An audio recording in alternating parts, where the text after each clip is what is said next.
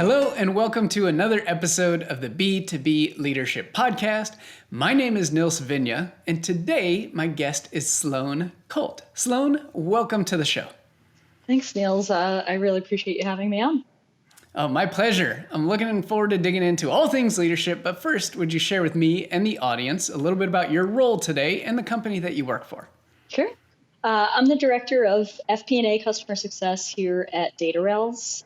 We are a financial analytics platform focusing on the FP&A world. It's actually quite a lot more than that. Super cool tool that I wish I was actually a new person who joined today was telling me how much they would have loved having it in their previous role, and I feel the same. So I'm excited to be a part of that.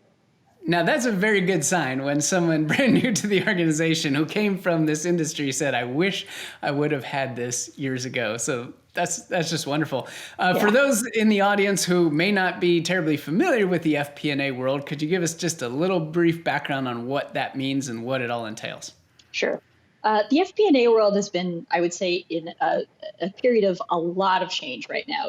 There's drastic movements in how the field, I guess you would call it, right? How it looks from where it once was. It used to be very manual, very straightforward, a lot of like putting numbers together and presenting them, which is still, unfortunately, a really big piece of what people do today. It's moving into a lot of different places, really working towards automation and transforming the role of finance from something that is very like that bean counter, right? I think that's usually what it used to be associated with. This is really turning finance into what it's truly best at, which is strategy, right? So we're taking finance professionals who have spent their entire lives focusing on telling people what the numbers are. And now we're allowing them to really take a stock of the business, understand where, what are the risks, what are the opportunities, where can this go, and take a very big strategic look at their organizations. And then, if you can imagine, like COVID times, right? Like this stuff's super important. If you don't understand what's happening in your finances, if you don't understand what you can afford, what's a good investment, all of that, it's definitely a cause for trouble. So, it's pretty cool. I mean, that's fascinating. It's not terribly often that an industry completely overhauls itself, going from what it may be considered like a back office type of thing, right? The finance people sit in the corner of this office and they just crank out stuff. And then there's reports consumed by somebody else who makes decisions.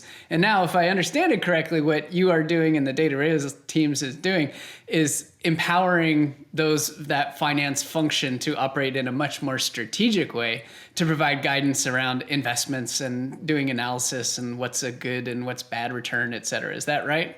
Yeah, for sure. It's really funny because when people will talk to me about like finance people, they'll be like, finance people, they're like these shy, quiet people or like socially inept. And I'm like, I don't think you really know finance people, because at the end of the day, the best finance people are relationship driven, right? They're all about, working with their business partners. They're all about getting the best from the people that they work with. And I was trained very early on that like everybody I work with in my organization was my customer. So maybe my transition success is a little bit different, but I was always there to serve them. And what that also meant is that when I called them up on the phone or I sent them a message, right, they would pick up, they would answer right away, because they always knew that I wasn't going to bother them unless it was something important, but also that I was a resource for them, that they wanted to make sure it's like, I got to make sure this is Sloane. Like, I got to take care of that. So that was my first mentor who instilled that in me, and still there to this day.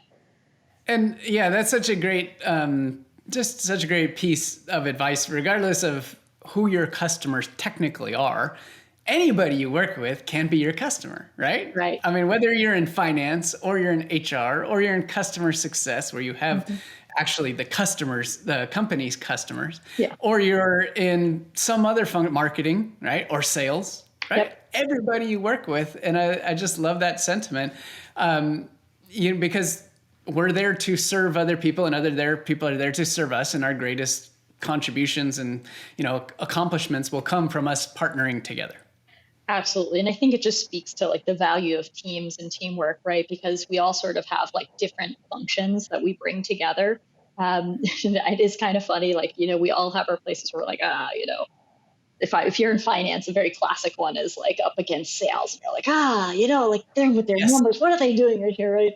But we all rely on each other to make it work together.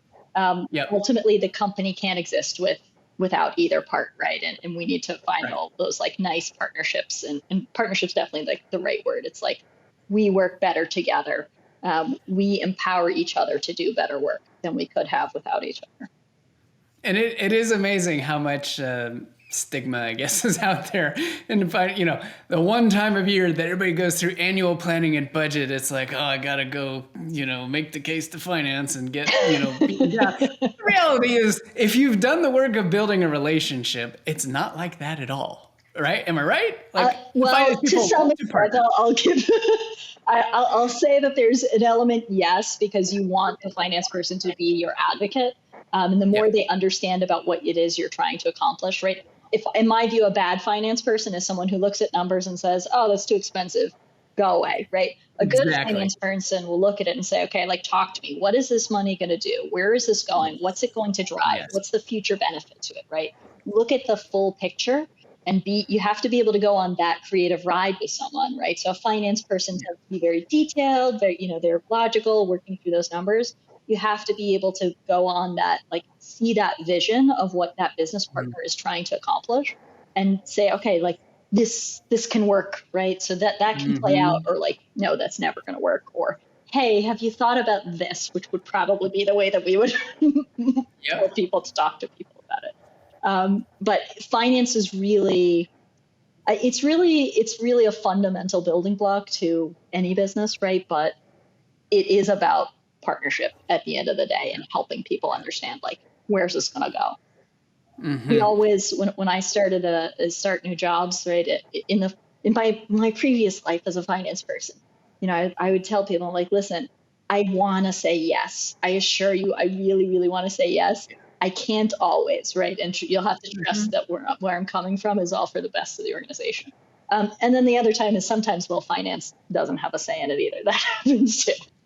That happens too. There is a line at which they they get overruled or Yeah. overturned, or it's just not the right place. So I love what you said there about the full picture. And in order for finance to understand the full picture, the leader requesting whatever the budget or funds is has to understand the full picture, number one, but also have thought through how can I position what I'm asking for in a way that is a net value positive to the company. It's not just about going to finance and saying, I want $100,000 for X. It's about making a business case. And I would imagine that in your career, you've probably seen the entire gamut of people who have been really prepared and can paint the vision and paint the whole picture versus those who maybe came up a little bit short and didn't spend all as much time as they should have planning. Is that Um, fair? I think that's probably fair, although it probably has a little bit more to say about the particular cultures of given companies. Some places are a Mm-hmm. little bit more, lax, and they're not thinking, in quite that, rigid of a way. And that can bring its own like value, right? Where you might have innovations where sometimes, and this is where the good finance, bad finance person comes in, right? Because if you have a Yep. person who's sitting there and they make it so rigid that you actually can't like see that vision, you can't see where it's going to go, well, you're going to miss Yeah. out on that opportunity. It's like the Kodaks, right? And I shouldn't blame that on a finance person, but it might have been, like someone who was like, oh, There's a why would good we chance. spend that? Like, we have Yeah. a cash cow, why would you disrupt Right. that? So Great it's point. like, pay attention to that. Hey, Xerox, pay attention to the mouse and the PC and all of those Yeah. things. Like, um, you can get lost in the numbers a little bit, if you're Yeah. not paying attention as a finance person. So I think the best finance people are all about teamwork and all about keeping that open mind, and can go on that strategic vision and actually be part of creating the business case with their business partner. That's actually the best Mm. way to go about it. So, okay, so let's talk about that for a second, 'cause that's really interesting in terms of partnering, in particular with finance, um, being part of creating the business case. When we think about finance, right? Granted, if it's a little bit older view, it's going to be a little bit more shut off and like, well, there's a certain amount of budget, it has to do certain things, and that's it, right? But when you talk about being part of creating the vision, what's the end goal of this more modern finance organization that leaders would look to position their initiatives in light of, so that ultimately they could, get a win-win out of all this for everybody? What is finance really looking to drive in these modern times? I mean, I think a lot of it is really about finding the right balance, right? Because a finance person at the end of the day has a responsibility to make sure employees are paid, to make sure that bills are paid, that they're able to fund the business moving forward. So that's always a constant. And depending on where you are, what stage of the business you are, if you're a young company, you're going to be so cash focused. If you're a struggling company, that's also going to be one of those concerns. But if you're a growing company, right, you need someone who can go with you on that journey. And I think it's about being flexible. And I think so many things in business really are. It's about being able to roll with it and say, okay, here's the circumstance. And being able to move from that. And I have seen some finance people who get really, really stuck on those like little pieces, and they just can't, they can't go to that next level of strategy. And I think what we're seeing more and more is the field of data analytics also, right? If that's like kind of the next frontier, that finance is really becoming a very powerful analytical function within the organization. And then you're starting to get like tied into marketing and other analytical, functions within companies. So I think in terms of the like transformation of the finance function, it really is moving from that like quote unquote bean counter to someone who really is actually driving those business decisions. It isn't just along for the ride. Yeah, that's awesome, and that's a monumental shift, and we're talking about for sure decades and decades and decades, pretty much since finance existed. Like, it hasn't gone through a major upheaval, right? But now you're positioning it as this is a totally different, much more strategic function, much more valuable to the organization, and a completely different, almost evolution of persona needs to be in those leadership roles from a finance perspective. Is that right? I totally agree. I mean, and I think it's already there. I think we've sort of seen it happen slowly. I think it's going to happen, it's going to accelerate from, even where we're at right now. I see it on my team here at DataRails. People just walk in and they're used to this. They're used to being in the seat of like, okay, we're putting this together, but here, maybe they're not the CFO, right? But maybe their CFO is then going to be sitting in the boardroom. They're making all of those decisions with, the entire C-suite, trying to like hash out what the company is going to do.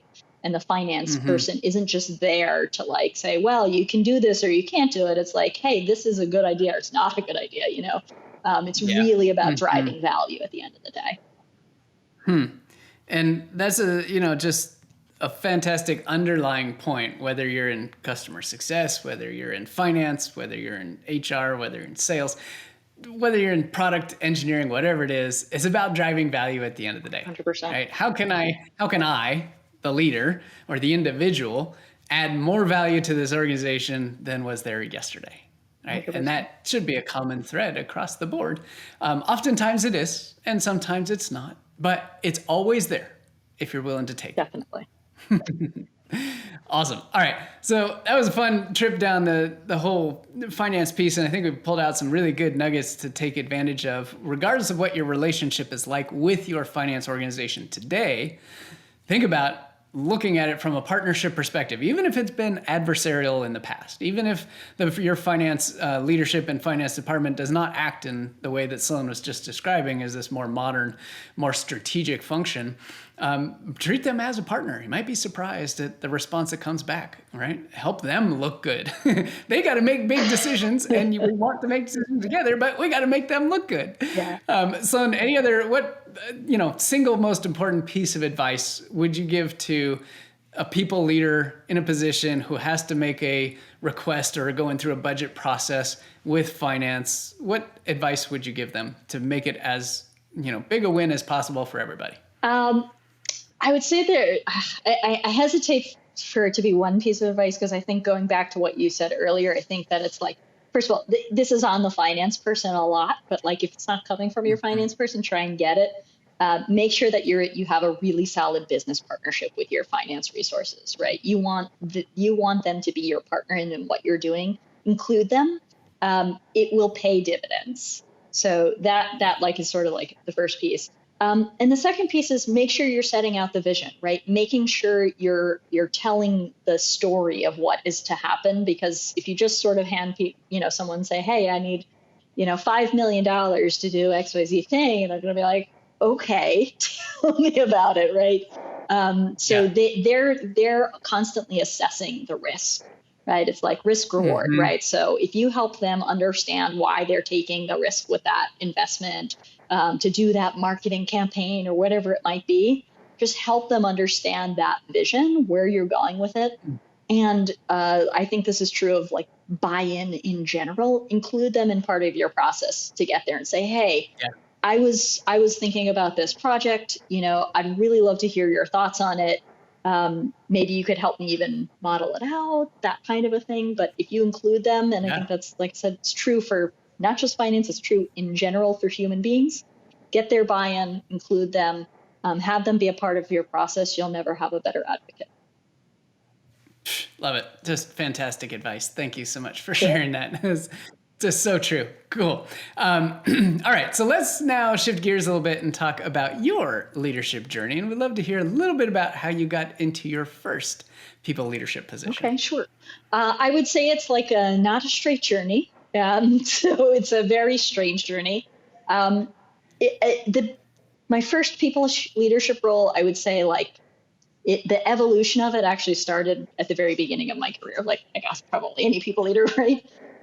My first job was an absolute and total accident. I was not supposed to stay there. It was supposed to be a temporary thing. I was in upstate New York. I had been, going to school and graduated. I was waiting for someone else who was going to graduate before we moved back downstate. Just it didn't end up happening quite that way. Instead, I actually started this job. I started as a temp because I wasn't supposed to be there. And I had the company when I first joined was quite small and got purchased by a much larger multi-billion-dollar company. So I actually saw a lot within that particular organization. But the person that I reported to at the beginning was actually the CFO of that company. His name is John Graham. I'll say thank you, John. I owe him a debt of gratitude. I was talking to him just last weekend. He really took me under his wing. And I just completely fell in love with the guy. Like, he's just everything. He would be like, oh, I can see you can do this. Like, let's work on this. I'm going to teach you this. And he gave me a ton of responsibility, and it was like, okay, you're not a temp, I'm going to bring you in. He gave me a job. It was called a special projects manager, whatever that means. But basically it was like, whatever. It was budgeting. It was whatever, you could come up with. But at the end of the day, when you look at it, it was mostly a financial analyst. But he slowly, gradually gave me a lot of ownership, right, and responsibility. And I would say my actual first people leadership roles were informal people leadership roles, because I ended up leading a lot of cross-functional team initiatives. And when we were purchased by the larger organization, I was actually in charge of several parts of our integration with a larger company. So I was just extremely lucky. There's no other way to put it. I met someone who just is an amazing human being. And who, I wouldn't be where I am today. I could have made other choices. I think I mentioned this to you. I probably shouldn't have stayed there and worked as long as I did, but I loved working for him, and I always was learning something from him. So I'm incredibly grateful for that opportunity. My actual first people leadership role probably came later on. If you want to talk the direct route, I had founded my own company, and that had failed, moved on, learned lots of lessons there too. Is definitely one of those things that I did not, there was a naivety there. I did not know how much I did not know. Gratefully, I know a lot more now, a lot more, including the immense amount that I learned then during that failure. Wouldn't change it for the world, by the way. But after that, I became the assistant controller at a company, basically was running an accounting team, which is kind of funny because it's not finance. It's very different. That is a little bit more your typical bean counter. I didn't last there very long before moving on to other roles, but very weird trajectory to me getting there. See, you might think it's weird, but now looking back, let me ask you this question. Now looking back, from the point at which you are at today to all those seemingly disparate and kind of random pieces, how do all those experiences translate into your leadership and how you show up in today's world? Well, I think what I can say is that John Graham, for sure, shaped me in a lot of ways as a leader, right? He was all about empowerment. He was all about support, right? And I think he was a servant leader before there was such a term.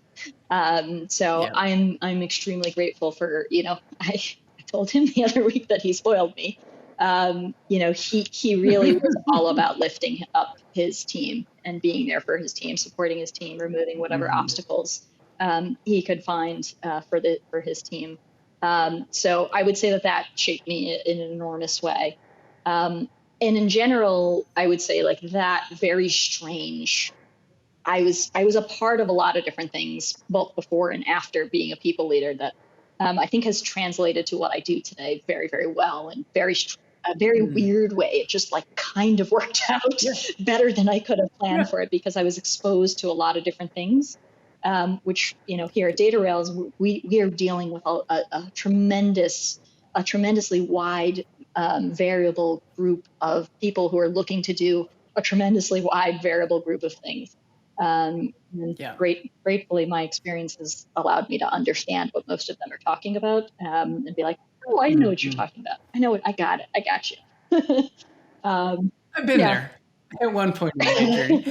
And what you pull out there is really interesting. That one, there is no one perfect path, right, in any leadership position.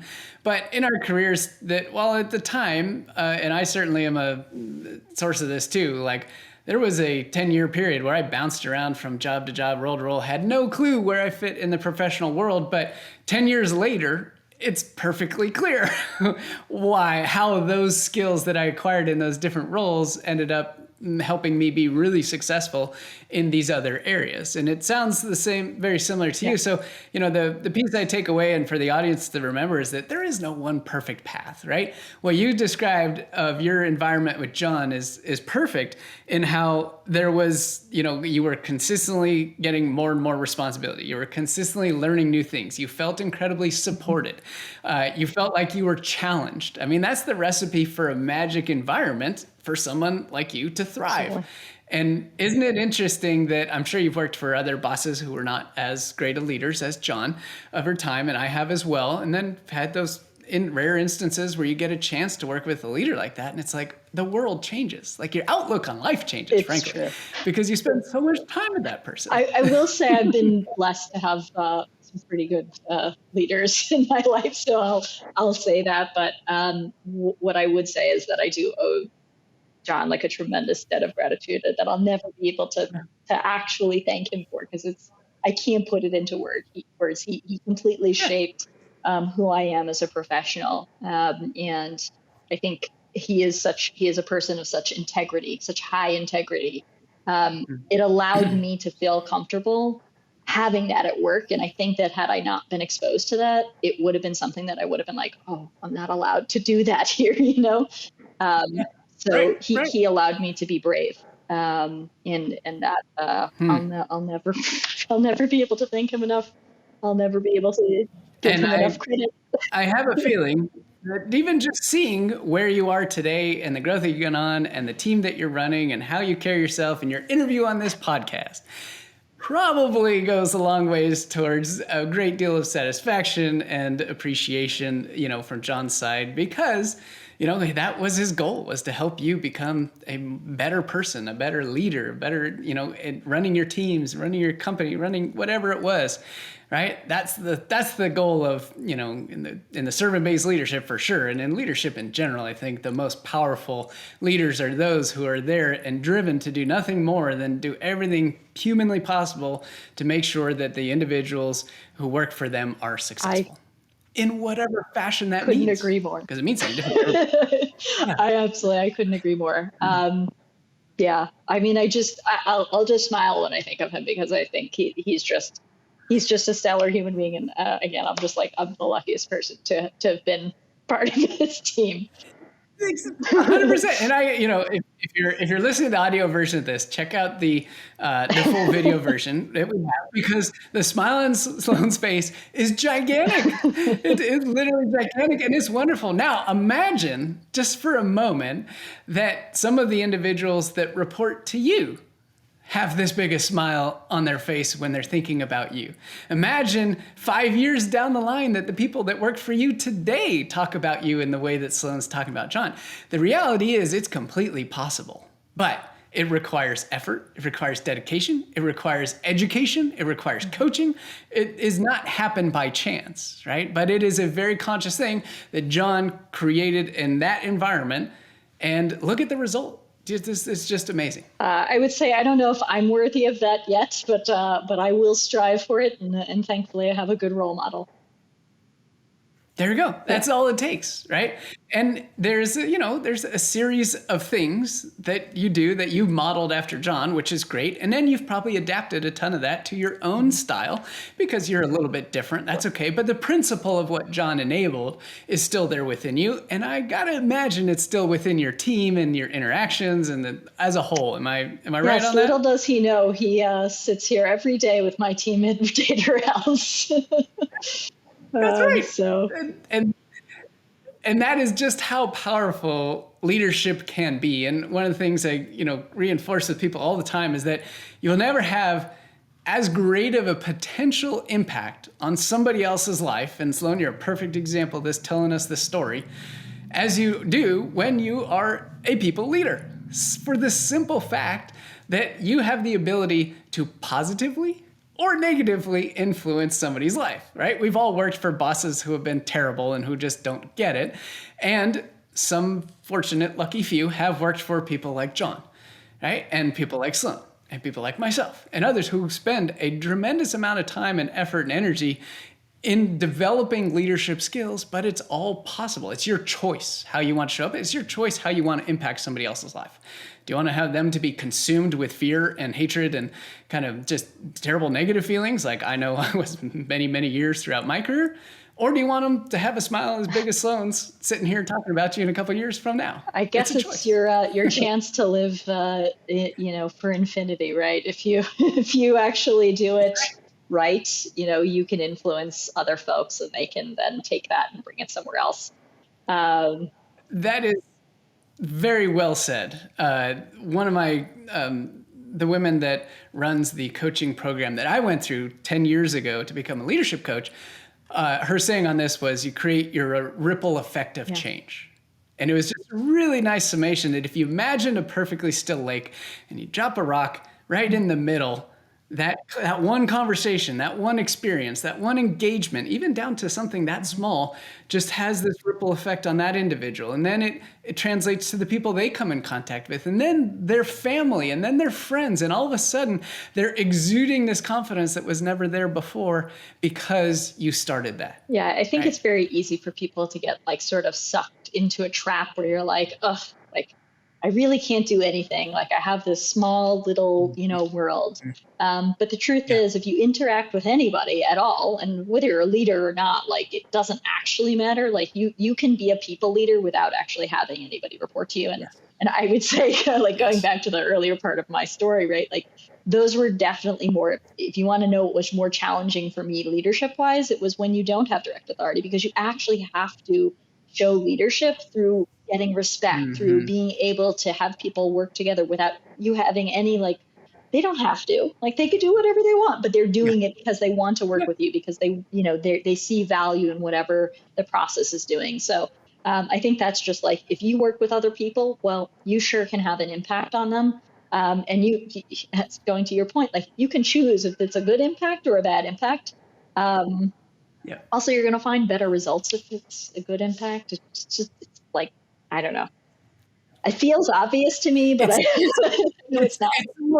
it's one of those things that's like everybody's like, oh yeah, that's total common sense. Like, of course, and yet like what 90% of people are unengaged at work. Like we have one of the highest burnout rates ever, especially post pandemic, where people can't stop. And it comes down to, well, what's the expectation? What's the environment? And how comfortable are you sharing those things with your leader? Like, regardless of if you are in the leadership seat or not, there's a really great point that you made, which is just you have the ability to demonstrate leadership skills at any level.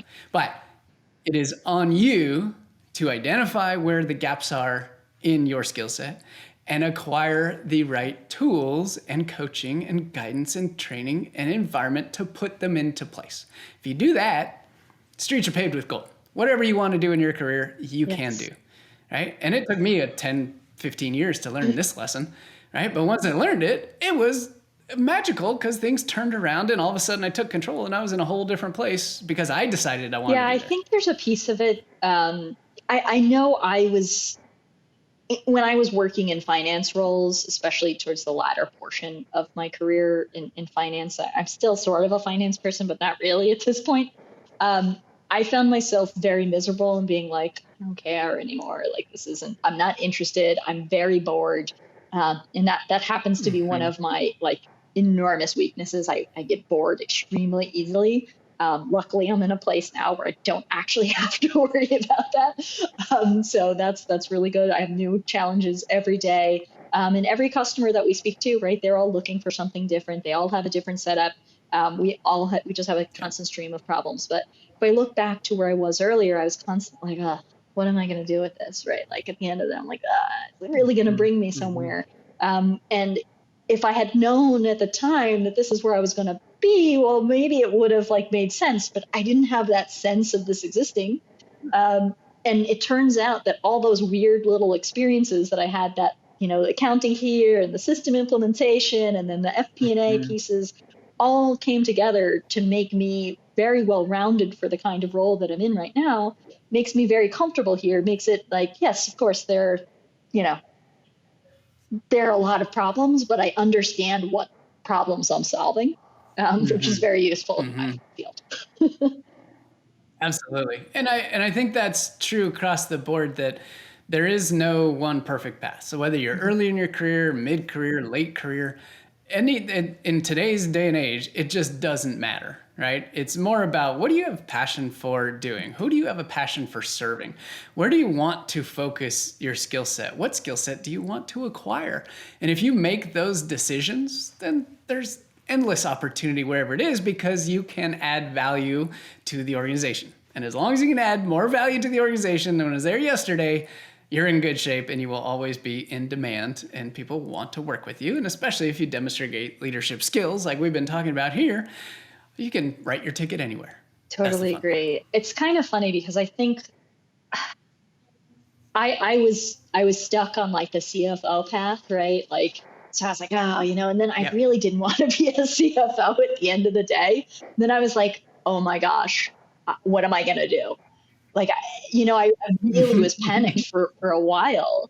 And I think the lesson for me that I needed to really learn was like, listen, everything that you're doing, finance is one thing, right? That's a specific skill set, but there's so much more to being a professional that is, the word I'm looking for. You're able to go across, many different fields. You're able to, if you can problem solve, if you can think critically, if you're able to understand business strategy, if you're able to, whatever it might be, you can grasp onto those and use them in different fields. I never would have thought I was going to be working in customer success. I didn't even know what customer success was, right? I mean, it's still to this day when I hear it, I'm just like, really does sound like it's like in a call center somewhere, but it's just like the opposite of that, right? Like, I mean, yes, you're on the phone with customers, but it's not the same thing. It's so dynamic. It's so high level, so strategic. If I had known this was here, I don't know if I would have aimed for it, right? But I'm glad I landed here. Yeah. I know. Isn't it Wild. amazing? Right? And you look back and you're like, all those pieces led me to here. There is no, I mean, especially in customer success, there is no one path because it hasn't existed for that long period. That's right. Right. And that was the same thing for me, was those random occurrences and experiences in those different marketing, sales engineering, solutions, consulting, product, you name it. It was all those little experiences that enabled me to be a great customer success professional. That was fun, right? But at the time, it felt terrible. All I could ask was the same thing like you. 6 months in, I'm bored. What do I go do next, right? But know that that was just a sign that the alignment wasn't there. And true to form, looking back, alignment 100% wasn't there. So, always pay attention to that alignment, I think, is a really important thing too, just to be aware that if you do get bored, it's not about just, well, I got to stick this out for another 24 months or 12 months or whatever it is. It's like, okay, what am I bored with? Number one. And number two, what could I do in this current role if I don't plan on leaving this organization to build some skills that might enable me to be a little bit more engaged, be a little bit more, have some more fun, learn something new, apply things in a different way, add more value to the organization. And those can help get through an awful lot if you're not in the perfect role that you want to be. I used to think there was something wrong with me, honestly. Like I used to, I was like, I went through, I showed up at work and I would just be like, I mean, getting to work in the first place was really, really hard. And it's not like it was, it was fine, but I was just, it was soul crushingly boring. and it's not, it's just because it wasn't for me. Right. And there are plenty of other people that I worked with. They're just fine. Like they're okay. And I kept looking at them being like, why are you okay? Why am I not okay? Like, what is wrong with me? And it really is because ultimately it wasn't the right fit. Like I wasn't, it's great that I learned all of that. And all of like having had that experience has allowed me to make this transition so that I'm like, now I'm working in a tech company. I'm working in like things that all of a sudden, all those things that were bothering me before, it's like, oh, that makes sense now. So, if I'm bored, it's a sign. It's like, I mean, maybe there's something that I should work on. I don't know. but it's something to pay attention to, right? Your mind can, even if you don't view it that way today, pay attention to your gut. The gut always knows, right? The amount of nerves and stuff that happens in our gut is beyond comprehension from how it works. But it knows very quickly whether or not something feels really good or something feels a little bit off. And it's that ignoring that piece for the sole purpose of focusing on what you're thinking about in your brain that can get us into trouble or keep us stuck in one place because we overthink, well, if I move here, then I can't do this. Or if I don't stick in this job for 2 years, then I'm never going to be employable again. It's like, that's not really true, right? It's just pay attention to the gut, because when you find that alignment and when you find that passion, just like Sloane has, just like I have, just like John had, right? The possibilities are endless, 100%. Absolutely. And I think that's just it. It's like, just if you find yourself in that rut, and this is the pep talk that if I find myself being bored again, which right now, not so worried about it, but if I do, I know that it's like, okay, wait, am I in the right place? Is this the right role? Make sure that, you're getting, some sort of value from work, right? Like work at the end of the day, it's work, right? And, it's not doing all of your favorite hobbies 24/7. It's always going to be something that's serious and you'll, pay attention to and you'll do, but like, you should be having fun somewhere. I have a lot of fun these days, and it doesn't mean that I don't have stress. It doesn't mean that, it's a perfect world. Yeah. What it means is that I'm in something that makes sense for me. I'm with an organization. I'm with, working in an industry. Yeah. I'm certainly in a role that like fits my skill set and keeps me, well, smiling. Yes. Entertained. Yes. We're entertained. Absolutely. That's awesome. Okay, cool. So last question here, Sloane. If you could go back in time, knowing everything you know today, and sit down with your younger self when you got into that first, let's take the first, starting to get into those cross-functional team situations where you were not technically a people leader, but you had responsibilities like a people leader, and you could give yourself some advice and sit down and have a conversation. What advice would you share with your younger That's a self? good question.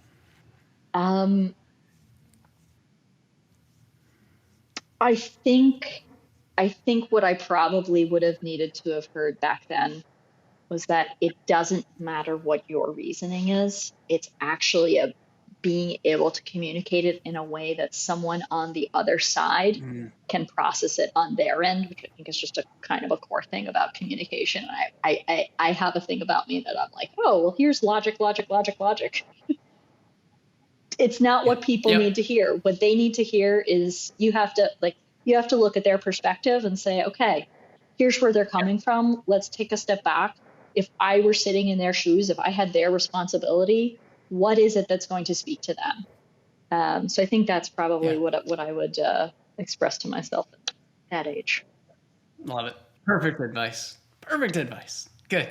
So valuable for early in career, for mid-career, for late career, at any point, right? Think about it in terms of their perspective and what they want, so you have a much better chance of landing your message as opposed to just relying on logic.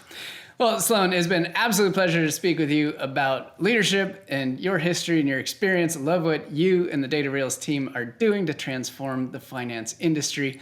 It's just fascinating, and thank you for sharing your incredible advice and wisdom. Thank you so much. It's been truly a pleasure being on the show. One day I'll be able to talk, but I really, really appreciated the time that we spent, and you're great. So thank you, Neil. All right, Sloane, take care. All right, talk soon. Talk Bye-bye. to you soon. Bye.